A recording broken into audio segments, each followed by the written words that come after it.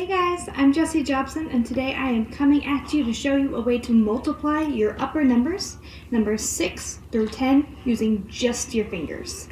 My mind was absolutely blown when I learned how to do this, and I am excited to share it with you guys. Alright, let's get started. So the first thing that we need to establish in order for this strategy to work is we need to give our fingers a number. So our pinkies represent number 6. Don't mind all the black, it's from me drawing my hands. Pinkies represent number 6. Your ring fingers represent number 7. Middle fingers represent number 8. Pointer fingers represent number 9.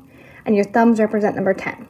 For the sake of this video, rather than using my actual hands, I have created hands. Hence all the marker on my fingers. Okay, so now that we have our hands, you can see pinky is 6, 7, 8, 9, 10. So we would hold our hands like this. All right. So if we were going to solve the problem 9 times 8. 9 times 8. The first thing we would do is we would take our 9 on one hand and connect it with an 8 on another hand. So our 9 and our 8 are together. Now, everything from the two connected fingers below, we're going to count it as a 10. So we're going to count these fingers by 10. We've got 10, 20, 30, 40, 50, 60, 70. So right now we have the number 70. And I'm going to write that down because we need it, but we're not going to use it yet.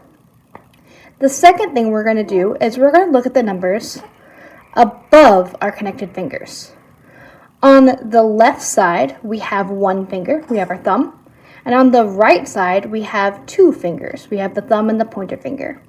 So we're going to solve the equation 2 times 1. 2 times 1. And 2 times 1, we all know that that's 2. All right. Now that we've done that, we have one step left and we're done. The last step is to take our first number and our second number, 70, and our 2, and add them together. So that will give us 70 plus 2, which equals 72, which is our answer. All right, you guys did such a great job. Let's try another one. Let's do 6 times 9. So I'm going to connect, we're solving 6 times 9. I'm going to connect the 6 to the 9. All of our connected fingers and below we count as tens. So that's 10, 20, 30, 40, 50. I'm going to write that number down so I don't forget it. All of our fingers above the connected fingers, we have 1, 2, 3, 4 on the left side. We have 1 on the right side, so we're going to multiply those together. 4 times 1 is 4. Lastly, we're going to put those two together. So we've got our 50 from the first part, 4 from the second part, and equals 54.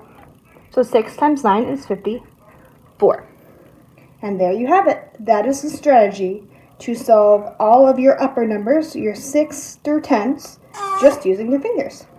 I hope you guys find this as awesome as I do and that it's helpful with you guys helping introduce multiplication to your scholars.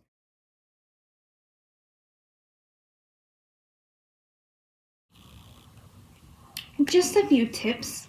If you were going to be launching this in your classroom, having your scholars make the hands themselves could definitely be very beneficial. You can see on mine, hold on, maybe you can't see that.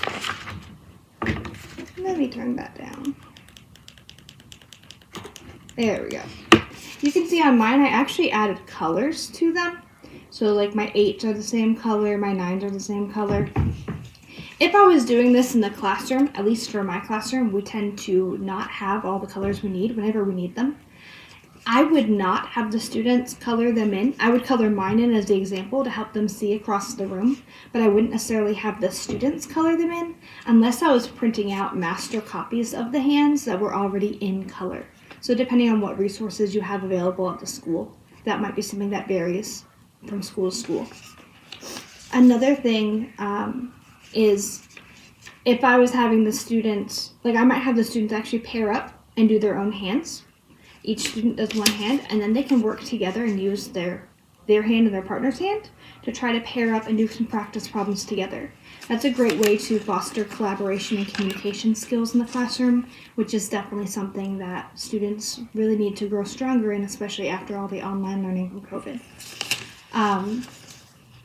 As the students get more proficient, I would encourage them to not need to use the paper hands, but instead to default to their actual hands. If you like this video and would like to see more similar videos to it, please click that little like button and subscribe button down in the corner.